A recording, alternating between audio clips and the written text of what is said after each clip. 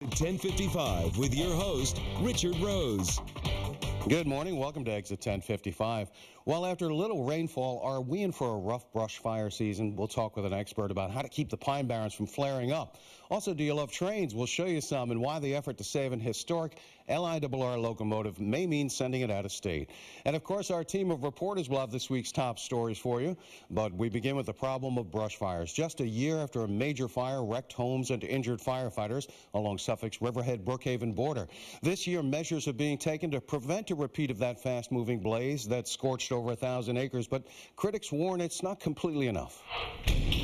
Manorville volunteer firefighter Sean McDonald was ready to roll the department's 1,000-gallon pumper out the door after he was emailed an alert with a picture of a smoldering brush fire in West Hampton. But minutes later, he learned it was out. For McDonald, it brought back memories from a year ago when wind-driven flames trapped his colleagues. The brush truck was the fire was so fast-moving that it just overwhelmed the truck completely. One of our guys, Bill Hilly, had second-degree burns to his hands and face. Remnants like this from last year's big fire pretty much burned through. They won't likely fuel any new fire that might erupt. But what certainly will is what's on the ground. Freshly fallen trees and thickly growing underbrush. They haven't done 10% of what they should have, and they at least now recognize that this is more important. Dick Amber of the Pine Barrens Society says the state needs to step up its program of controlled burns to reduce the underbrush if it hopes to tame the threat anytime soon. Meanwhile, Amber says conditions are ripe for Mother Nature to spark again. Actually, the moisture is lower, the rainfall is lower this year, the wind speeds have been consistently higher this spring. At approximately 40 feet away from my house on this side.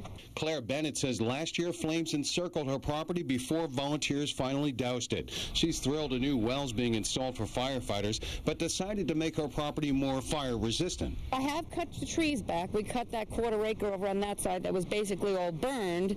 What we did, and we did replant, but at the same time it's all wood chips there, which actually isn't probably a good fire preventer. Well, fire-resistant shingles for your roof and pushing your log piles away from your property are also some good measures to take this season. Now, the State Department of Environmental Conservation is now stepping up its training at its academy, and we just learned this week about some increased funding. And to talk about that, we have joining us now the Executive Director of the Long Island Pine Barrens Society. You know him as Dick Amper. Welcome to the show, Dick. Good to be here. Yeah, first of all, the news we got just in the last couple of days that the Central Pine Barrens Commission, which is a state commission and has the authority to carry out these controlled burns with the State Department of Environmental Conservation. Well, the news is that they're increasing their budget greatly from, I think, about $500,000 to $700,000 over the next 5 years. Well, it makes a lot of sense because what you'd want to do is have pre-planned set fires, small fires under controlled circumstances, rather than sending our firefighters out into the middle of a conflagration that has no control and simply no capacity to manage. And you've certainly been calling for this for years, and we have the history. 1995, the huge blaze that threatened to consume 5,000 acres. And then just last year, about 1,000 acres, not quite as large, but it scared people, didn't it? I think it did, and I think that we actually learned a lot from the 95 fire, but we didn't really apply it in the fire a year ago, and now I think there's a great focus on, let's get this right. Well, I talked to a half-dozen people who said the flames stopped, yards or up to a quarter of a mile from their property. They were looking at the flames approaching their houses. Hundreds and thousands of people were looking at this. Within 50 to 100 yards, some houses were lost, some firefighters were injured. We got to get this done better. So how big a threat this year? Well, I think that the threat remains the same. We have dry, sandy soils. When there's no rain, when the winds are high, we're always at risk for this. The fires in the Pine Barrens are naturally occurring. They are required to regenerate the system. Just so Mother Nature at work here. Well, that's right. It's been going on for 10,000 years. So the question is, are we going to manage it, or is it going to manage us? Well, that's what the controlled burn is all about. And we did get some video of a controlled burn that was carried out by the State Department of Environmental Conservation. You see the New York Forest Rangers leading some trainees in this. Volunteer firefighters go to this. That woman there works for the DEC but has to oversee these as a supervisor. So obviously she needs to learn how to do it herself. It's really odd to walk up and watch firefighters purposely set fire to something, Dick. Well, sometimes you have to fight fire with fire, and that's exactly what we're doing. We're trying to do small, controlled fires so we don't have to deal with large, uncontrolled fires. Well, at one point you said they're only doing 10% of what you thought would really tame the threat.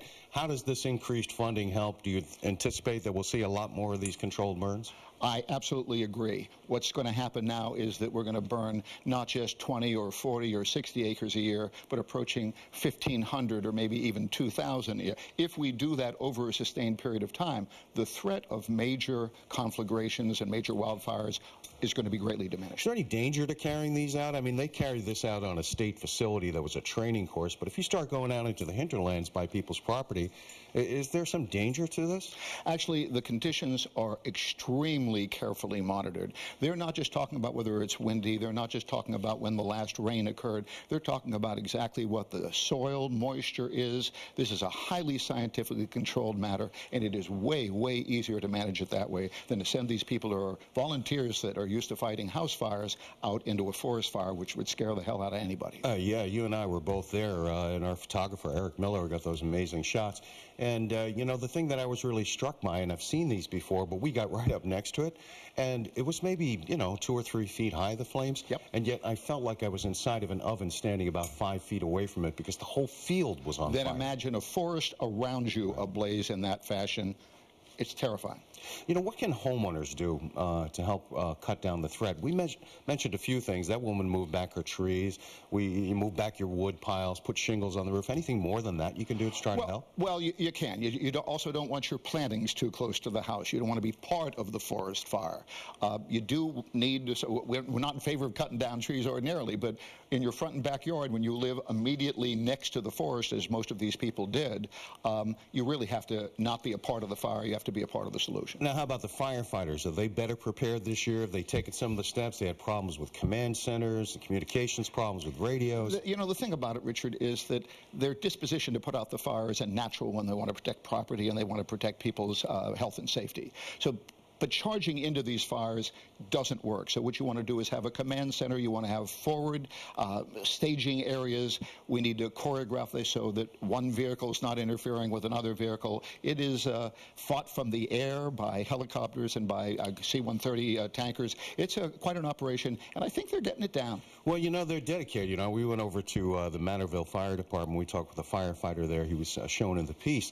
And, you know, the thing is they're using their smartphones, they're texting, they're emailing. They have an alarm system that they just put in that really you cannot ignore. Well, we're trying to improve the communications to the you know, district-to-district communication, the unit-to-unit communication has been a little bit messed up. We're improving the communication among. We got as many as 90 companies fighting these fires. It requires some communication and coordination. Yeah, people forget these are people with day jobs. He was an EMT, an emergency medical technician. He's in the field, but that's not his day job. All of a sudden, you get a call and you're going to run out and fight a brush fire. It takes a lot of courage to do that. These are volunteers, and as well-trained as they are, they're going up against the kinds of things you see out west and in the Adirondack Mountains.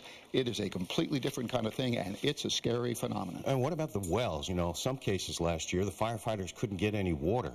Well, that was a very, very serious problem. They have some pump trucks. They didn't get the pump trucks to the places where there wasn't water, but the solution to that is being solved as we speak. Wells are being drilled in key areas on the perimeter of the Pine Barrens, not for drinking water purposes, not for development purposes, but for the sole purpose of having water available to protect fires. So you satisfied that we're as best prepared we can be going into this season? I think we are better prepared, and I think we're getting better and better prepared. All right. Well, we hope we don't have anything to talk about, right? It's better no news is good news when it comes to brush fires. Yep.